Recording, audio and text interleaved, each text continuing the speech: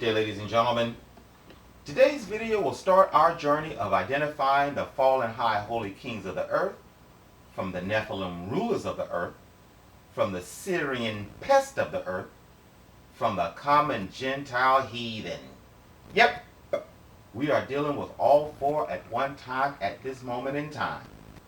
Question: when you look at the limited amount of reliefs of antiquity, what do you perceive? I perceive many things now, like this for instance. If it is true, Babylon, Assyria, Egypt, and Ethiopia are all African nations, and we know through Genesis 10 that they are, why on earth do the Babylonians and Assyrians have awesome face manes? I mean, genetics tells us a beard is a dominant trait, meaning if Ham had a beard, each and every male which came from his loins, and all others who came from their loins, would have a beard. Think about it like a mad scientist for a minute. Even if a woman carrying a lowercase beard gene had a child with a bald-faced white man, the child would have a beard. So in essence, either the Egyptians, Nubians, Ethiopians, Sudanese, etc., are not true sons of Ham, or the people on the Babylonian and Assyrian reliefs are not the product of Aboriginal Amorite Africans. I also perceive whoever made the reliefs went to great lengths to make sure they recorded exactly what they saw, all the way down to the different styles of beards. Saying that, am I the only person to perceive the Babylonians and Assyrians had a mixture of normal-sized dudes and those head and shoulders above everyone else? I mean, the normal dudes are riding grown war camels and horses, while the foot soldiers are taller than the war camels and horses. While you're at it, look at the close-up of what an Arab is supposed to look like, while noticing his length as well. I mean, look at the great detail of these carvings, people, and then look at the size of the heads of their enemies in their hands. What? Were they fighting pygmies? Again, these are grown war horses that they are head and shoulders above. Did you notice the image of 3 different races of kings together? Heck, one of them is clean shaven with a distinct bulbous nose. Look at the great details of these carvings, Israel. Are we to believe they screwed up on the scale of their subjects? Notice, they were head and shoulders above even Israelite men. Hell, I even threw in a relief of a regular size Assyrian that is smaller than the Israelite men, to show to you the carvers carved exactly what they saw. Your scale argument is out the window. Again, check out the African slaves and notice the difference between them and those of obvious foreign stock going under the banner of being their cousins. Look at the detail in the images of the Hyksos. Grown pack mules only come to their waist. Heck, even their children are almost taller than a grown pack mule, and a pack mule that other children are riding. By the way, did you see the image of the guy taller than an elephant? And no, by the details of the carving, it is not a baby elephant. Check out the images of the guy as tall as an outstretched lion with a regular sized dude with him for scale purposes. Did you notice the color image of 2 regular sized dudes presenting what would appear to be pygmy heads to 2 huge dudes? Fascinating, is it not? Saying all that, allow me to ask you a question, gentle doubting strangers. For crap and giggles, and only for crap and giggles, let's say I'm not all wrong about my wave of different humanity theory. My question is, How would you accomplish it without the world ever being the wiser? Who, me? Well, first, I would make war against the humanity that are presently living where I want to live. After the blood of my enemies spilled freely over my hands, I would execute the entire royal family. You know, some of that Shaka Zulu, leave no enemy behind type stuff. Once that is done, I would rename myself as a descendant of one of the earlier, more famous Aboriginal kings. Once that is done, I would rewrite the genealogies of the list of kings so that my ruse is not easily found. I would make sure only my kinsmen increase with the conquered booty. That has two meanings. Why? So that my genealogy/genes would be considered aboriginal from that point forward. I would immediately change the entire way of the old humanity did things to the way my humanity did them. Even if the old way was the most dominant and sophisticated the world had ever seen thus far. This would include totally changing the government, the financial operations, and sure enough, I would make sure my war machine was the order of the day.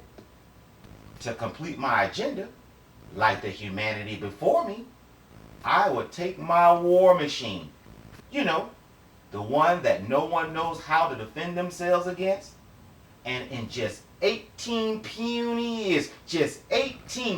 years, conquer the specific Adam and Eve's entire Earth circuit by waging war against all of the rest of their seed, duplicating, plotting, and planting the other lesser diversified kings that came out with me into their new homelands to rule as I have ruled. But wait! That is just the tricky part of what I would do.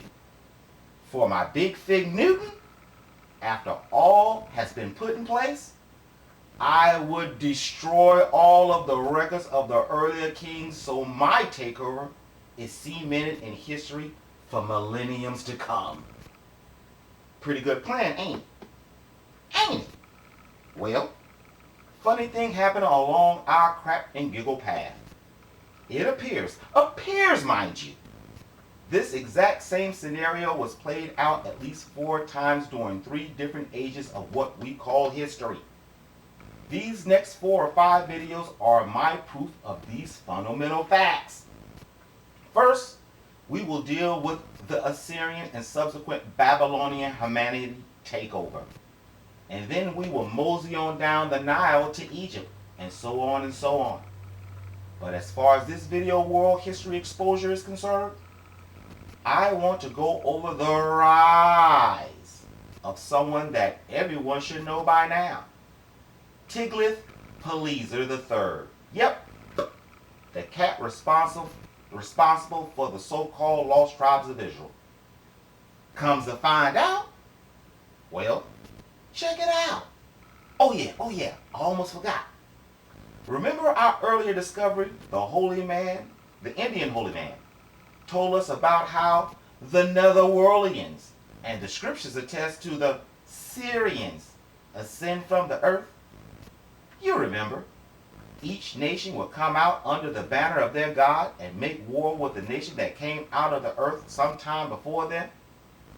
If you remember that, according to Wikipedia under Tiglath-Pileser, Tiglath-Pileser, perceptual context. Please remember, perception is everything. In this case, the writer is presenting his evidence from his modern world perception and not our Middle Earth perception. For example, the writer may present his evidence as a civil war, but because we have the perception of a humanity takeover, our perception of the evidence will reflect a Middle Earth takeover. Saying that, quote, Tiglath-Pileser was a prominent king of Assyria in the 8th century BCE, which is 745 through 727 BCE, who introduced advanced civil, military, and political systems into the Neo-Assyrian Empire.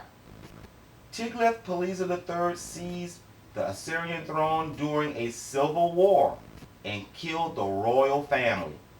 He made sweeping changes to the Assyrian government, considerably improving its efficiency and security. The Assyrian army, already the greatest fighting force in the world since the time of Ashur-something I, which was 1366 through 1330 BCE, now became Assyria's first professional standing army. Stop. So as you can see thus far, ladies and gentlemen, this cat came into power through what they consider a civil war, but we know what it is. And that can only mean one nation of people against another nation of people. I say that in this case because he was able to kill the entire Aboriginal bloodline royal family without sympathizers protecting a couple of children or enraging the homeborn to constant rebellion. Also, to introduce something means it is an entirely new system that wasn't in place before. As you can see, this cat came out of nowhere and introduced advanced government, military, and political systems to an already advanced system. But let's continue, please, for more evidence. Under origins, quote, formerly the governor of Kalhu, biblical Kala, and Nimrud, and a general, the usurper Pulu assumed his Assyrian throne name Tiglath-Pileser from two more legitimate predecessors. Let me go back and read that. That's very important. Quote, formerly the governor of Kalhu, biblical Kala and / Nimrud, and a general, the usurper Pulu assumed his Assyrian throne name Tiglath-Pileser from two more legitimate predecessors. He described himself as a son of Adad-Nirari III in his inscription, but the accuracy of this claim remains uncertain. He seized the throne in the midst of civil war on 13 Aruru, which is 745 BCE. As a result of Pulu seizing the throne in a bloody coup, the old royal family was slaughtered, and the new monarch set Assyria on a path to expand the empire in order to ensure the survival of the kingdom. Personal quote. A mutilated brick inscription states that he is a son of Adad-Nirari III. However, the Assyrian kings list makes Tiglath-Pileser III the son of Aru-Nirari V, son of Adad-Nirari III. Significantly, an alabaster stele was discovered in 1894 at Tel something, displaying the name Tiglath-Pileser imprinted over that of Shalmaneser IV, a successor of Adad-Nirari III, and the third sovereign prior to Tiglath-Pileser III. This find, coupled with the aforementioned absence of information related to Shalmaneser III and the Fourth and Aru-Dan III, strongly implies that Tiglath-Pileser was a usurper to the throne and that he destroyed the records of his three immediate predecessors. Stop! Bingo! I know that was a stretch, but bingo! This is exactly how I would do it. Now my sons and their court will be known as homeborn natives forever tainting history. But let's continue if you don't believe me. Let's continue.